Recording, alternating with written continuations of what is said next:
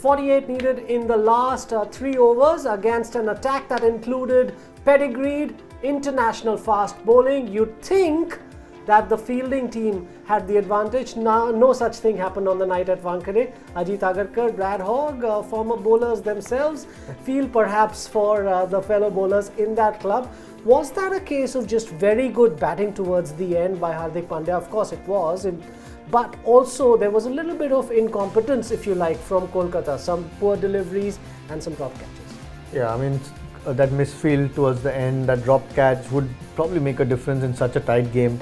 It's just the hitting ability of every batsman, you know, Rana, Pandya, both the Pandyas, incredible. I mean, the thing that you need as bowlers or as a fielding unit is in such a high-scoring tight games to hold on to every little chance. Maybe there was the execution of some of the plans wasn't great, but it just astonishes me that every batter in every team just comes out and can hit a 6 at will. And to score 48 of 3 overs in the end, when your cream of your batting is actually gone, you know, most teams keep doing it, and it's scary for the bowlers. Yes, as Ajit says, you know, before I get Brad in, we got them to do a prediction for us before the game began. We call it our quadrant. This is what Brad had predicted actually. He said that it was going to be a close win for Kolkata in a high-scoring game. You were onto something, but then towards the end, perhaps they just got the script a little bit wrong, Brad. Well, I'm going to ring up Surya, that little misfield out the end there, and just talk to him about that. Yes. And Rishi Darwin dropping that catch at the end. I know he slipped, but we're professional athletes, and you've got to get under there and catch those ones out for crucial stages. But look, let's not take it away from Raina and Hardik there. Batting out the end there, the game has evolved. Now, if you spend a bit of time out there, if you've got 45 off the last 3 overs and you've got 2 batsmen that are settled out there, there's a huge chance of being able to get that total.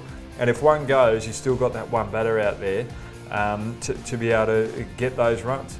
If we look at, so if there was a wicket there and a tail ender came out, that tail ender had to get the one. We saw Mishra the other night try and take the big shots. The tail ender's got to get the main batter on strike, and these totals can be got. Yes, as we've seen, these totals can be got. Let's have a look at what Mr. Agarkar predicted in his quadrant. It will come up on your screens now, and that picture of him smiling actually perhaps justified because he predicted a win for Mumbai in a high-scoring game, and that's exactly what happened. And it looked like it could go horribly wrong for Mumbai because, let's be honest, they got the wrong end of some really poor umpiring, especially that Rohit Sharma one. Yeah, I'm actually going to ring Surya and Rishi and say thank you. Yeah, they got, I mean, you know, Butler's was again, which didn't look a great decision. Rohit's was a terrible one. I mean, that stage of the game, this total at this venue is very gettable. You need wickets in hand. Rohit gets in. You know, it's a lot easier cruise for Mumbai than eventually it was. Whilst, you know, that's a heartening thing for Mumbai that both times their lower middle orders played really well. Hardik Pandya and Rana especially. There's a little bit of a worry that the top order is still not firing. I mean, okay, as long as you get over the line initially, it's a good thing, but they need the top order to fire. One other thought, and this obviously it's very early on in the tournament and teams still have lots of games to go. But from Kolkata's point of view, those injury concerns at the end, Chris Lynn going off and also Gautam Gambhir we saw in the dugout, not quite sure what the status there is, but these are huge players for them.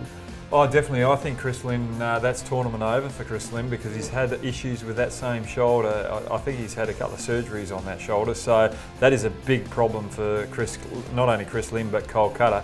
And Gautam Gambhir had a bit of a calf there. So if you've got your 2 top order batsmen not right for the next couple of games, that's going to be a backward step for Kolkata Knight Riders because I don't know, they're going to have to change their team balance to be able to negotiate those problems.